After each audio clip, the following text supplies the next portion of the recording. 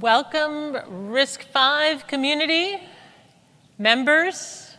Welcome to our general member meeting. I'm excited to get Summit fired up. I understand you all have been connecting with one another, talking about the important strategic things we're doing together all day. And now we have our general member meeting. And we're going to tell you a little bit about the momentum that we've been seeing, the progress we've been making, and the incredible community that we're building together with RISC-V and each of you. So thank you for showing up here in San Jose, for showing up online as well. It's a pleasure to be here, and it's a pleasure to be part of this community. We have seen some profound progress over the last 12 months since we were last together. But first, I want to make sure something is really clear. There are three pivotal reasons why the world is moving to RISC-V. And we're moving to RISC-V not just for the quarter or for the year, but for the strategic future of computing. And that's not just at the smallest embedded, lowest power devices, but it is also at the most performant end of the spectrum. But the reason we're doing that is, number one, RISC-V is inevitable. Number two, RISC-V enables the best processors. Now, what does best mean? That's up to you, because you have the design freedom to do it. And RISC-V is accelerating quickly, building the biggest, best ecosystem on the planet. So I want these messages to resonate with you, because as members, as a community, it is fundamental that we share in the same vision, that we are on the same trajectory together. So think about this messaging. RISC-V is inevitable. Already more than 10 billion cores in market. Already innovation and adoption proof points and case studies across all parts of the compute spectrum.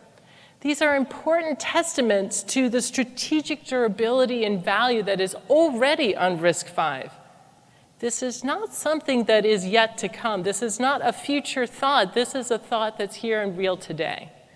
So think about that. Demand is being found at every end of the spectrum. I think this is a line from our Tesla campaigns that we see out there, from low to ludicrous, right? So whether you're looking for low power, low energy consumption, trying to fit in a specific boundaries of an envelope for design that you've been given, or you just want to blow the doors off and be as highly performant as possible, that's the design flexibility and freedom that you have on RISC-V. Now, in the past, an architecture decision was driven by key variables of a company, but that destiny was held by usually a single company and their strategic interests. That's not true here.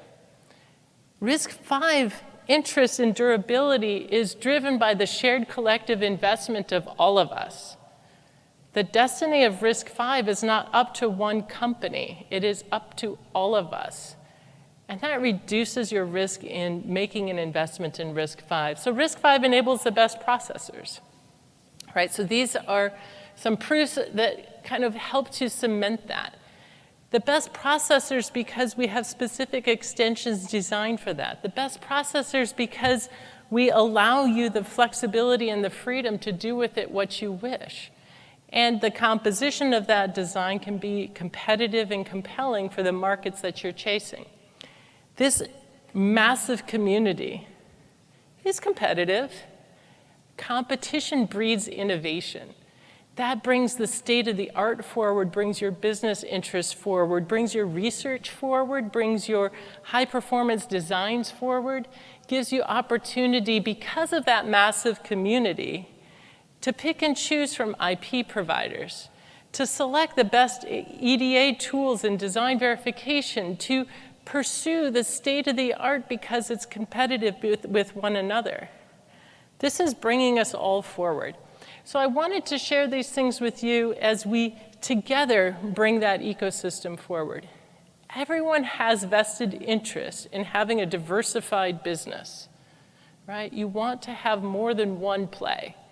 And the ecosystem is hungry for that. They are used to working on multiple different types of architectures, and they are going to do that and include RISC-V in that important portfolio as well, because we offer that differentiated value.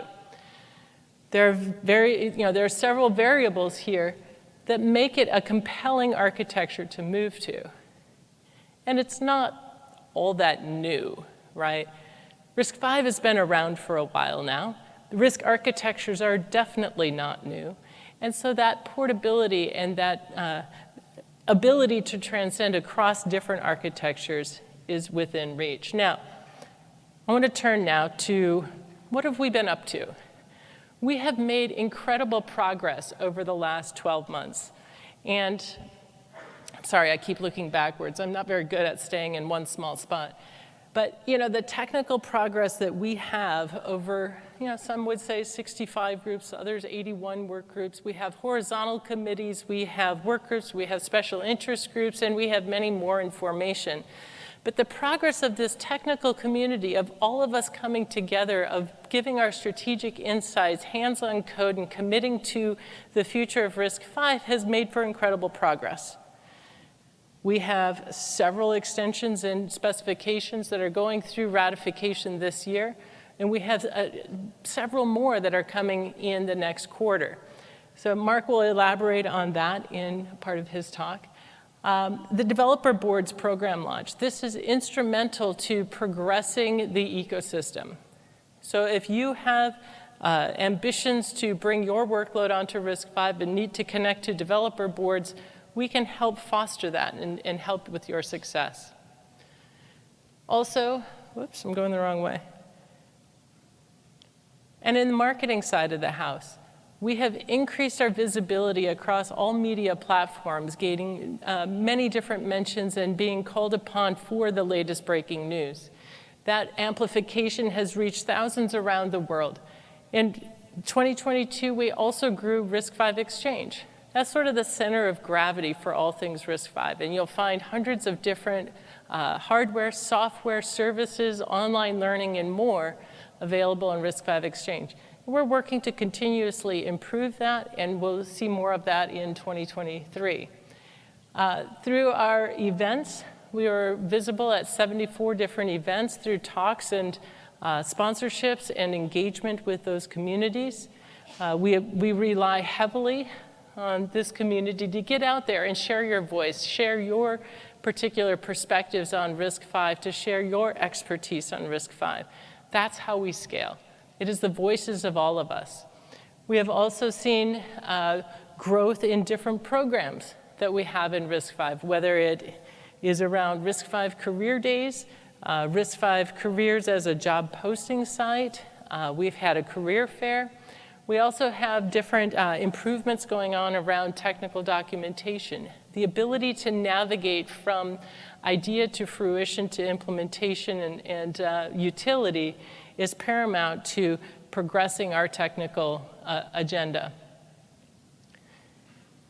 Whoops, I keep going the wrong way. On the community engagement, we've seen thousands of learners. In fact, I thought I had it up here. 16,725 registrations for online learning. This is in addition to a certification exam, the first RISC-V certification exam now available. There's a discount code here, 40% off through December 19th with that code. We've seen already massive interest in being RISC-V certified. And this is an entry level. This is great for early career, and this is something that we will continue to build on with more expertise as well. That online training has really caught on. This is something where we see an augmentation to university learning. We see it as fundamental to engineers who are already in the workforce and looking to upskill onto RISC-V. And so we're excited to continue growing and building that program in 2023. In 2022, we hosted 15 different mentorships. These are similar to internships where we play matchmaker between students and opportunities with mentors. And we have also expanded our diversity, equity, and inclusion efforts. This year we offered around $25,000 in travel scholarships, as well as 31 different registration scholarships for RISC-V Summit. We want to grow the diversity that we're seeing here at the summit.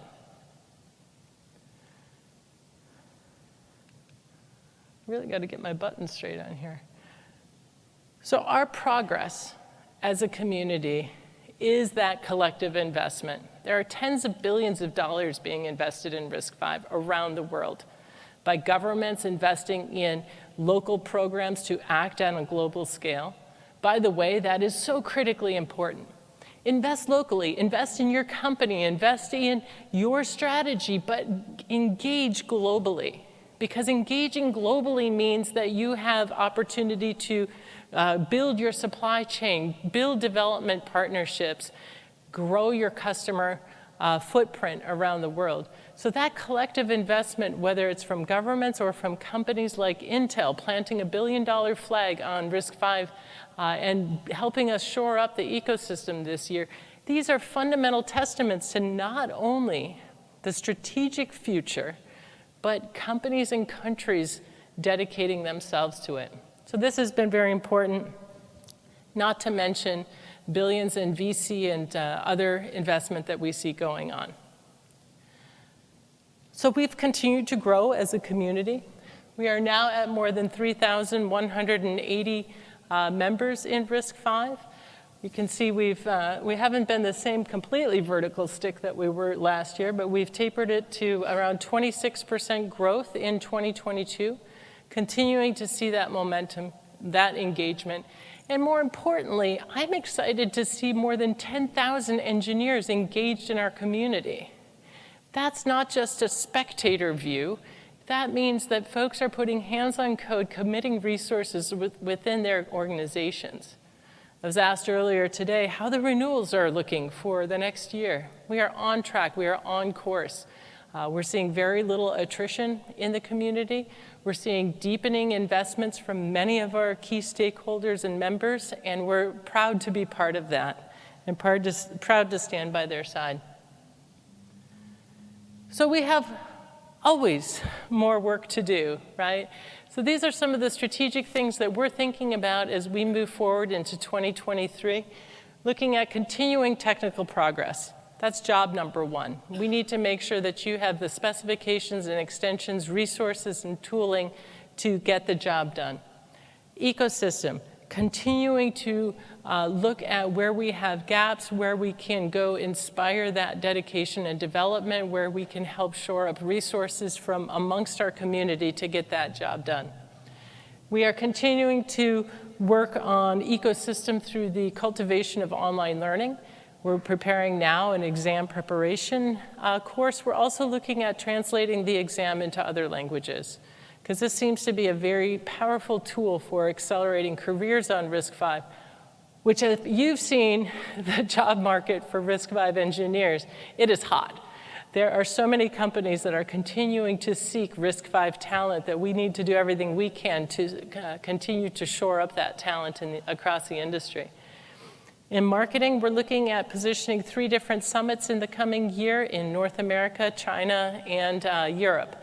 And excited to engage you all in those as opportunities to show not just technical material and deeper dives, but also commercial success and opportunity. Online presence, as our community continues to be the center of gravity, we're looking to kind of streamline even more in our online presence, including the developer experience, which is fundamental to accelerating an on-ramp to RISC-V. And then financial, we're here to be very responsible with our member dues and ensure that we get to strong cost recovery on events, as well as continue to invest wisely for our collective future. So, call to action. As you commit yourself, your team, your company, and your future to RISC-V, please think about these things. Think about engaging in technical work groups. Look for permission. Ask for your management chain to dedicate time to RISC-V. not as an after hours activity or something on the weekends, but as something that is critically important to the strategic future of your organization. Engage in marketing and PR with us. See if you can help us with a blog. Look for opportunities to showcase and highlight the momentum that you're seeing as an organization. Advocate for RISC-V. We have an official ambassadors program where we have folks out in the community giving talks, sharing their knowledge, engineers talking to engineers, and we'd love you to be part of that. If we can help you to advocate internally on the importance of RISC-V, please let us know. Reach out to us. And then look at the online learning and certification. We're always building more courses. If you're a seasoned expert and would like to contribute some knowledge to helping build courses for others, we welcome that. If you're earlier in your career, or if you're in a transition point in your career where you'd like to shore up on that RISC-V knowledge, come check it out.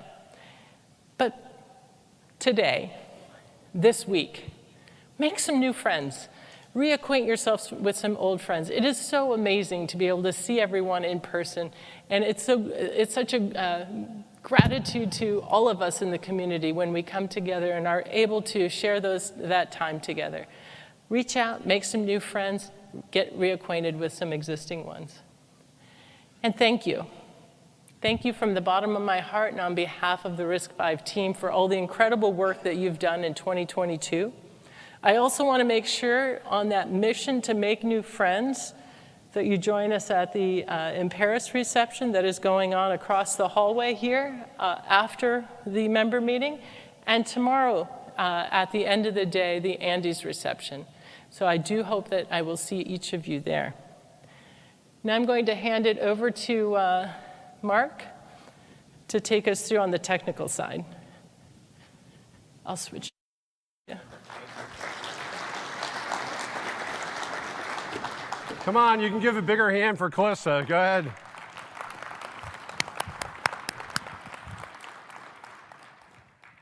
So while we're getting set up here, anybody who's a chair or vice chair of a SIG, task group, or a committee, please stand up. Come on. Don't be shy. Please stand up. Yes. These are the people who make it happen. They work tirelessly. Many are spending their time in their own time doing this. So that's how things happen. And in general, inside of RISC-V technical, the only way things happen if the members care about it, right? That's how we pick what we do. So we are a continuous improvement organization. If you don't like what we're doing, tell us. We try very hard not to be defensive. But the important thing is get involved. We want your voice at the table. That's the only way we get better. We built a scalable organization. I'm going to go through that in a little bit. We push power down and we enable people. So please make sure that you get involved. And next year you can stand up too. So down, right? Okay. Just going to go through some things here and try to go through quickly. Not too quickly, otherwise Tiffany's going to be mad at me because she'll have too much time to talk. But these are quotes. I'm going to let you read them.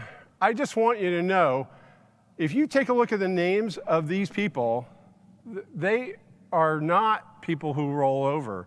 These aren't people who give you quotes like this easily. These are, most of these people are either chairs or on the architecture committee or something.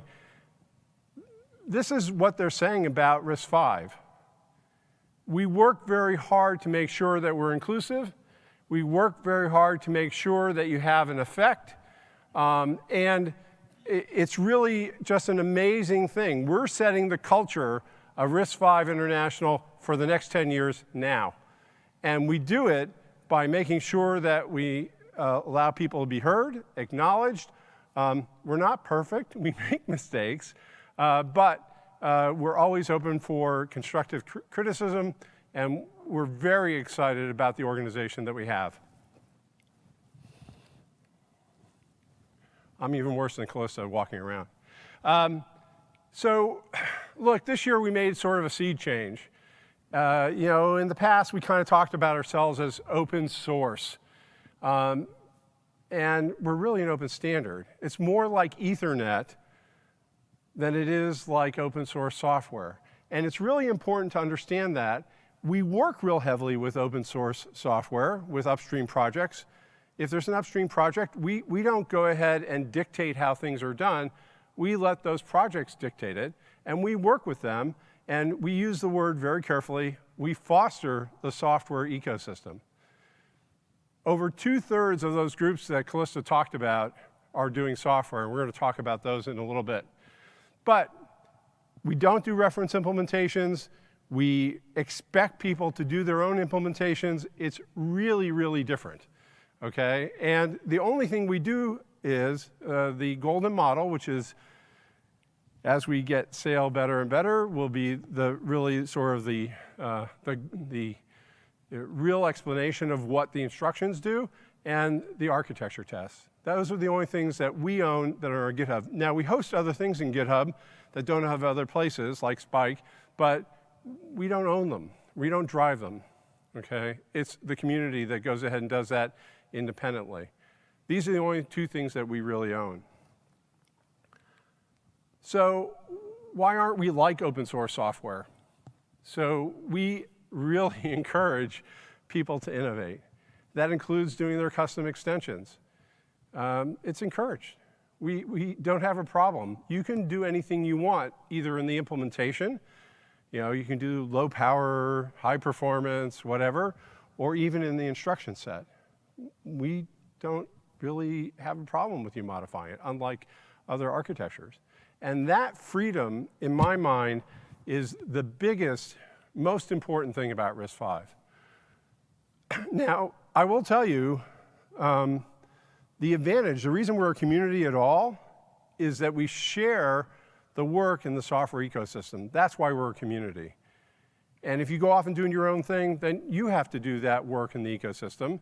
So we have a lot of our members say, we don't want to do anything that's non-standard, because we want to share that work and that benefit of what they're doing on other extensions that we can't afford to do ourselves. An ISA is just too big right now for any one company to go ahead and do. Copyleft, it's a non sequitur. We produce specs. That's what we do. There is no copyleft. It doesn't make sense. And we really don't have any restrictions other than branding. If you want a brand, you have to follow some rules. So this year, and you're going to see in my talk tomorrow, this year we're going to talk about the roadmap in terms of attributes. So adaptable, developer-centric, integrated, with operating systems and hardware, unified. People like to talk about things like fragmentation. I like to talk about how unified we are. And it's really important to understand what we're doing in order to make that happen. And then we're secure. And so there's really, just this amazing amount of work that's being done. And again, I'll go more detail tomorrow. I just want to tell you the two anchor things that are going on this year. Number one is profiles. And Chris is going to talk about profiles tomorrow. This is, like generational groups of instructions. And it's there for two reasons. One is that you can be compatible with other implementations and eventually be able to port applications that are destined for one implementation and have it work on another implementation once you have profiles plus some API like POSIX. And the other is for branding. It's bragging rights. I mean, you can say, I'm RISC-V RVA 20 compatible. And are RVA 20 compatible for RISC-V, or for RVA, I'm sorry, RISC-V compatible for RVA 20. And we've done the trademark work to make that happen. And there's a whole process and so on and so forth. The second thing is that we did vector last year, and this year we're doing crypto vector. Okay, and we had to wait in order to get crypto vector done until vector was done. But this is a huge amount of work. And these two things are going to be anchors for the RVA 23 profile, which is going to be a major release of profiles, and that's what we expect everybody to go after. And we're going to talk about runways a little bit tomorrow, I think maybe today as well.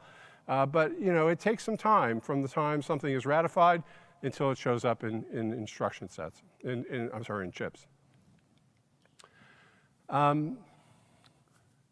So I did put the unified slide up here. That's very cool. So this is talking about the two things, and you're going to hear another talk tomorrow by Aaron Durbin from Rivos, who runs the Privileged Software Committee, who's working on the Supervisor Execution Environment Interface.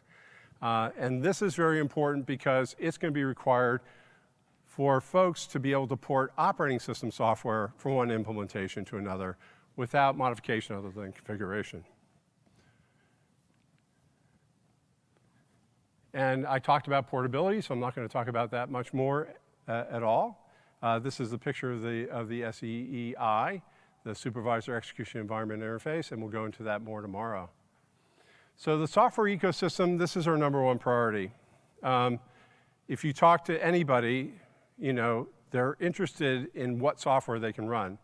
Now, Callista's told you that in excess of 10 billion cores have been shipped in product. That's probably a low number. Every time we go into a meeting with somebody, and it's anecdotal, we don't require people report how many cores, somebody will tell us, we've shipped 600 million so far, or we shipped 2.5 billion so far. The numbers keep on growing. That software, those chips can't work anywhere without software. So there's a huge amount of software out there, and I'm going to give you a full list of those tomorrow. I'm going to show you a slide here a little bit shortly. But I will tell you, 2/3 of the groups work on software. That's what we work on. And the only thing that matters is that we get to deploy solutions that our customers can run and that they care about. And so when you see us starting to talk about engaging with this project or that project or commercial software, and again, we support commercial software as well as open source software, it's really important that we build an economy that people can make money on. This did not render. I guess you're going to have to wait till tomorrow and you can see it on my computer. But trust me, each one of those boxes is an icon for a piece of software that you probably know the name of. So the stack is pretty obvious: applications, libraries, infrastructures, things like databases and managed runtimes, and then the operating system, hypervisor, and the boot.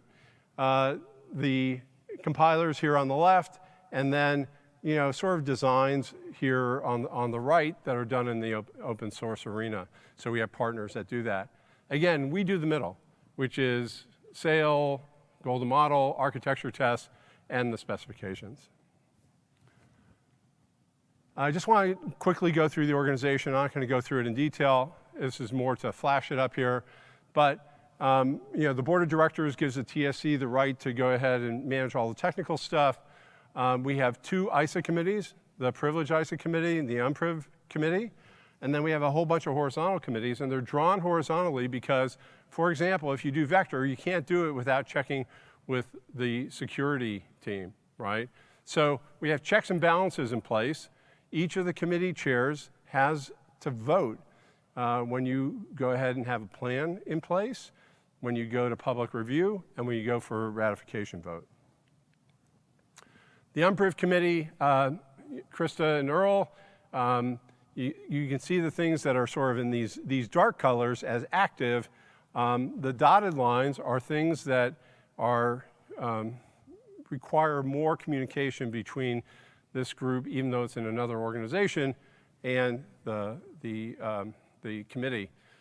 The reds are the things that we're working on, but they may be in various states. So BFloat 16 is actually being worked on quite a bit, but it hasn't reached the point where it's become a task group.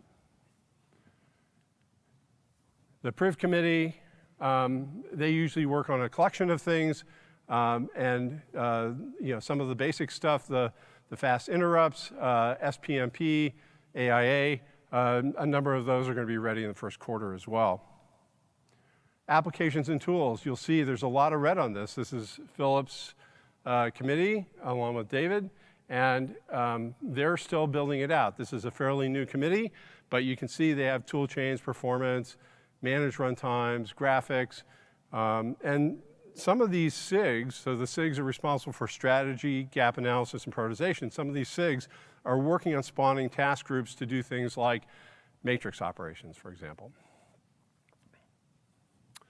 And then the Privileged Software Committee, components, interfaces, operating systems, and platforms. These things are pretty obvious. The components a lot of those are dotted line because they fall under other areas as well.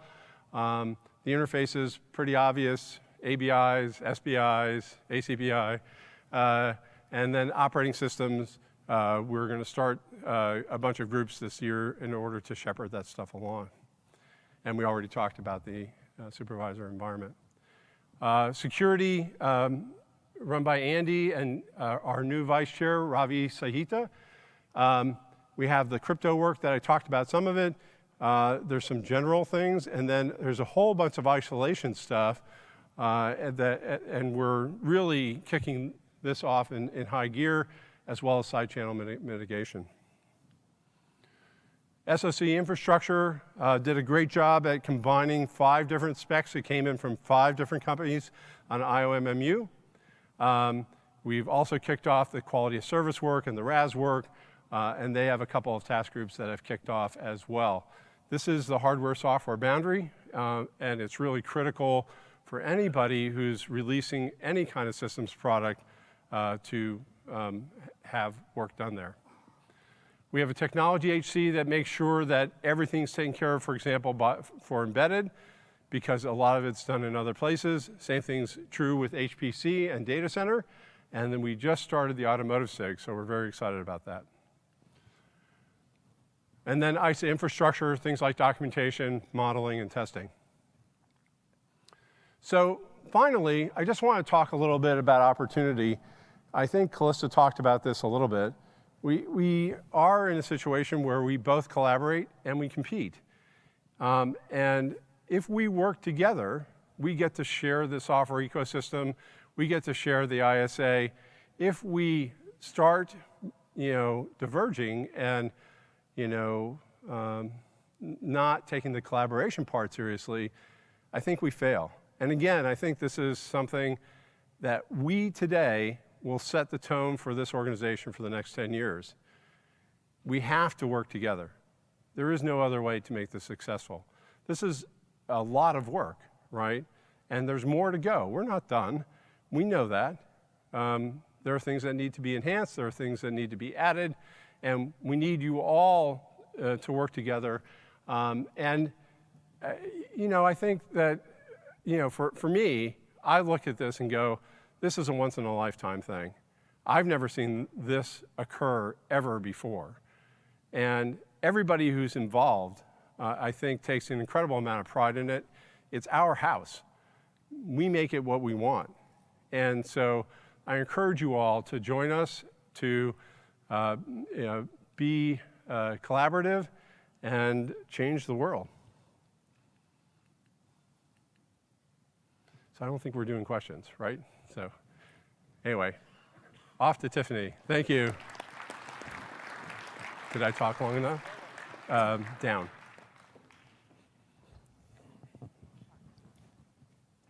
Yeah.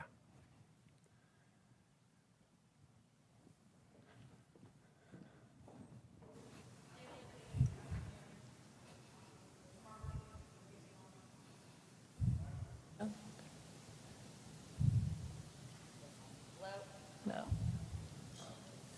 Yes, no. Okay.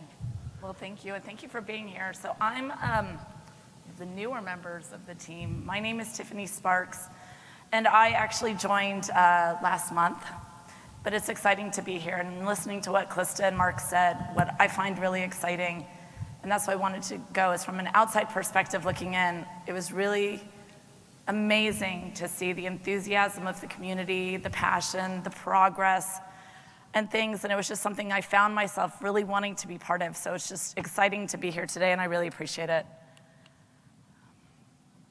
And no. Oh, there we go. So first and foremost, so as I said, I joined last month. So in essence, actually, in a very short period of time, the marketing team has more than doubled in size. For the most part, it was a 2-person team, myself, and then my colleague Andy Moore in the back. Andy, you can go stand up. Andy joined as well in November, as well as I did, and then Anisha Sharma. Anisha, are you in here? She might be manning things back. Well, anyhow, we just joined, so effectively we have doubled the size of the marketing team, and then our colleague Thea, she's not able to be here today. But from a standpoint of, with all this great work you're doing, it's really exciting to see and how we're making that now and being able to take it out to the market. So that's something we're going to be working on. I just want to, Mark talked about his structure. I guess I'm kind of doing it backwards. He talked about the organization. I'm doing the organization first. So from a marketing standpoint, we currently have 3 marketing committees. We have the marketing committee itself, which is kind of the broader look at how we're marketing RISC-V and what we're doing with the ecosystem. Then we have a content committee, which is really focusing on the content we're creating and amplification. And lastly, we have an events committee that's really looking at the events we're doing and how do we bring that to market through events. We are planning on building a market development committee. That is in formation. And what we want to do with that is look at the various markets we want to go into, and it's raised that it's not just vertical. How are we looking at that horizontally? Oh, wrong way now. I'm falling in the same traps. So Calista showed this, and I do realize that I'm standing between most of you and a drinks reception. So I'm not going to spend a whole lot of time on these things, because some of this information you've seen. So as you saw, there has been good momentum in 2022 as far as how we've grown, as far as creating exchange, as far as what we've been able to do on social and what we've been able to do with the press and other things. And that really has also been through a lot of the efforts of your organizations and through a lot of you as far as what you've been doing socially, how you've been creating content, what you've been doing to roll it out. So thank you. This is something where if you look at for next year, certainly as far as our reach on social, our reach with the media, with what we're doing, the intent is we need to get these numbers to grow. This is amazing. Again, it's the power of the community, but what are we doing to get these to grow?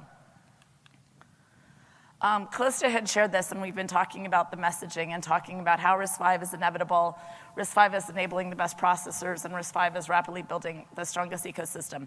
But one of the things we're also seeing is as we continue to take that messaging out, there's things we need to do to build on that. Calista shared with you the strategic imperatives. I kind of pulled out the marketing imperatives for the marketing committee meeting, but then I distilled it down. So from what was there, it's like, how is that translated and translating into something that's a little more, focused for what we're trying to do? And I am coming from the marketing committee meeting, and I want to say, for those of you that were there, I did try to update with a little more of your input.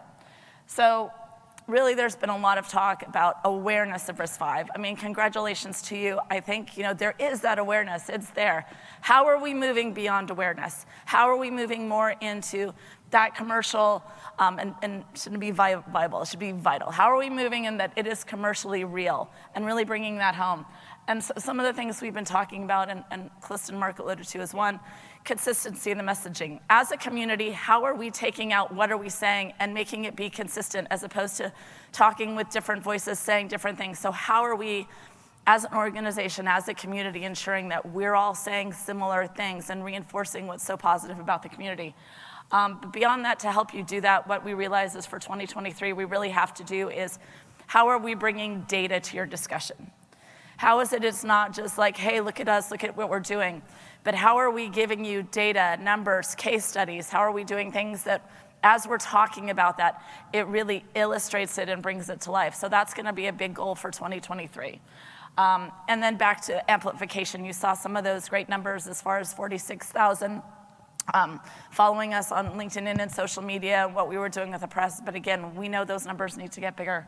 Again, that's why we've got the marketing team doubled in size and a great committee and great committees. We are going to also focus, there's been talk, and Mark had referenced that as far as some of his committees. What are we looking at for market development? So we will be creating the market development committee, but what's been talked about is initially, I know there's lots of thought about like verticals. What are the vertical markets we're going into? But beyond that, horizontally, what do we need to look at for security, AI? from a a horizontal standpoint, do we need to look at and consider as we're really going to market? Mark had talked about that from a developer standpoint as far as really having a stronger software ecosystem. So what we're seeing is what can we do for education, what can we do for collaboration and exchange of information. So we did launch Exchange last year, but how do we improve on that? How do we improve on the usability? How do we improve on the way for the community to find more information, share information, really learn about it? So we've got to get better with that. I appreciate you are here, and you are here at our North America Summit. Next year, we are looking at ensuring that we bring 3 summits globally. So again, North America, more formalizing an event in Europe. They had like RISC-V Paris days, but how are we having a North America Summit? And then building on the work of the team in China, hopefully the situation will allow us to have an event in there so we can go to China as well. And lastly, I think a big thing for me is somebody, I look at myself as much a communications person as a marketeer. And for me, I just want to ensure that because it's a community, the lines of communication are open. That from a standpoint of listening to, Mark had called it criticism, I will take it as like constructive feedback. So when there's things you need, when there's things that you're not getting, how are we communicating back to that information? How are we ensuring you have the information that you need? How are you finding out what the community is doing? So that's going to be a big effort of my team this year, as well as how are we communicating that more to influencers, so press, analysts, and nowadays, you know, the term, back when I started in marketing, press and analysts were sort of one thing, but now you really look at influencers and it's really changed. But how are we really reaching out to people that are powerful and being able to use and communicate what we're talking about from RISC-V?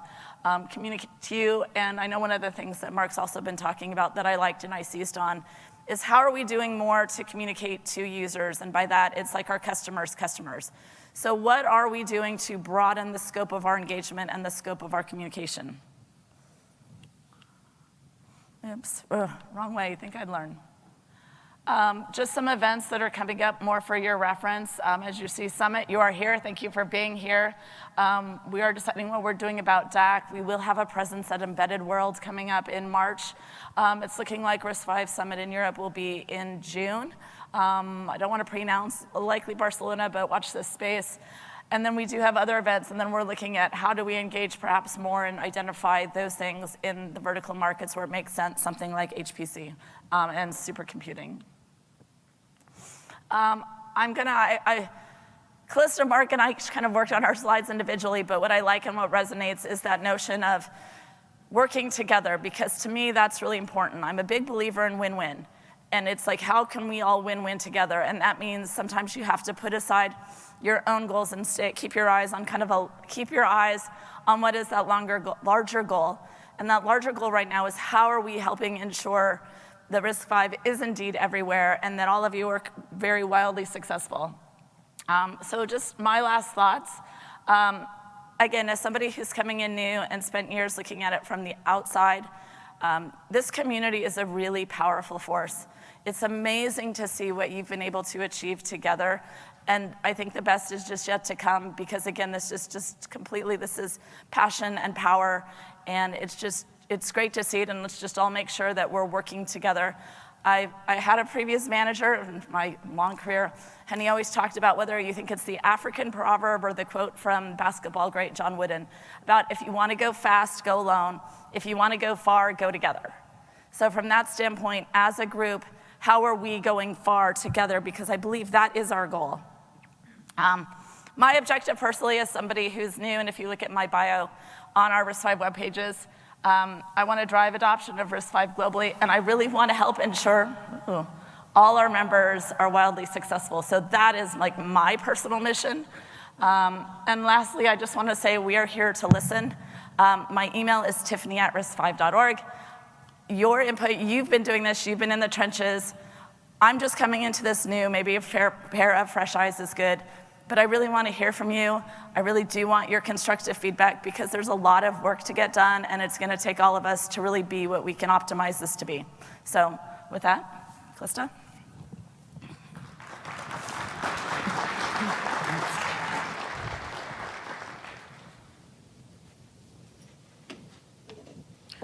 That's the official presentations part. And I don't know if, Kirsta, if you wanted to say anything today? No? Sitting back. And wanted to open up if there were any questions or any of that. We do have a microphone in the middle, or I can also repeat any questions. I just thought this was a beautiful slide to leave you on.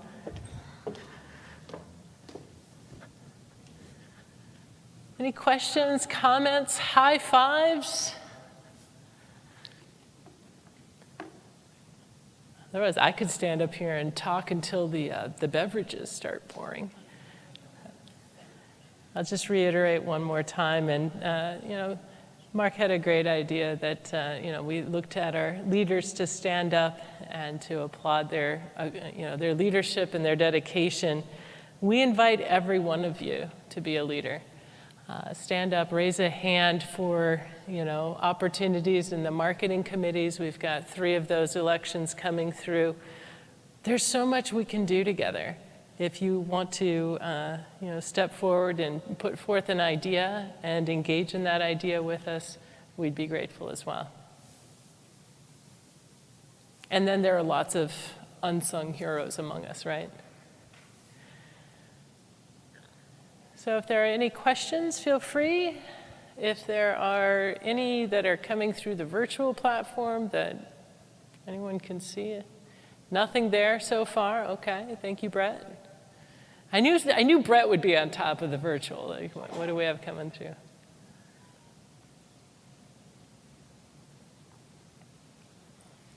All right. I have no idea if we're even at the end of time yet. Does anybody have any good jokes? You want to get to drinks? I don't know if the drinks are ready yet. What time is it? It's almost 5? All right, well, I can't say the bar's open, but the meeting is over.